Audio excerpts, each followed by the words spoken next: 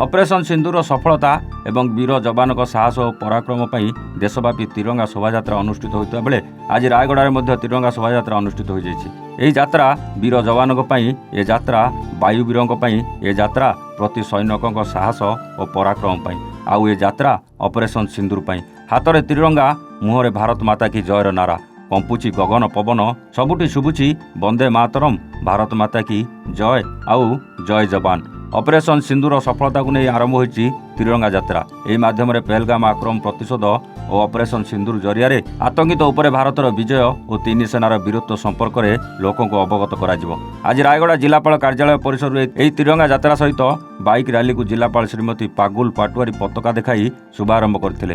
ଏହି ତିରଙ୍ଗା ଯାତ୍ରା ରାୟଗଡ଼ା ସହର ପରିକ୍ରମା କରିବା ପରେ ମହାତ୍ମା ଗାନ୍ଧୀ ପ୍ରମୋଦ ଉଦ୍ୟାନ ନିକଟରେ ପହଞ୍ଚି ଶେଷ ହୋଇଥିଲା। ଏହି ତିରଙ୍ଗା ଯାତ୍ରାରେ ବିଶ୍ୱ ହିନ୍ଦୁ ପରିଷଦ, ବଜରଙ୍ଗ ଦଳ, ସିଆର୍ପିଏଫ୍ର 4th ବାଟାଲିୟନ, ଜିଲ୍ଲା ପ୍ରଶାସନର ସମସ୍ତ ଅଧିକାରୀ, ପୋଲିସ ପ୍ରଶାସନ ସହିତ ବରିଷ୍ଠ ନାଗରିକ, ବୁଦ୍ଧିଜୀବୀ ଓ ରାୟଗଡ଼ା ସହରର ଜନସାଧାରଣ ସାମିଲ ହୋଇଥିଲେ। ରାୟଗଡ଼ାରୁ ଭାରତୀୟମାନଙ୍କ ଭିତରେ ଜାତୀୟତା କେମିତି ସୃଷ୍ଟି ହୁଏ ଏବଂ ଆମର ଶତ୍ରୁମାନଙ୍କୁ ସବକ ଶିଖିବା ପାଇଁ ଦରକାର ପଡ଼ିଲେ ସମଗ୍ର ଭାରତବାସୀ ଏକଜୁଟ ହୋଇ ବାହାରିବେ ଏବଂ ତାର ସାମ୍ନା କରିବେ। କେବଳ ରାୟଗଡ଼ା ଜିଲ୍ଲାରେ ନାହିଁ, ସମଗ୍ର ଭାରତ ବର୍ଷରେ କାର୍ଯ୍ୟକ୍ରମ ହେଉଛି। ସସ୍ୟଜ୍ୟୋତି ବେହେରାଙ୍କ ରିପୋର୍ଟ, ରେୱାନ ଓଡ଼ିଶା।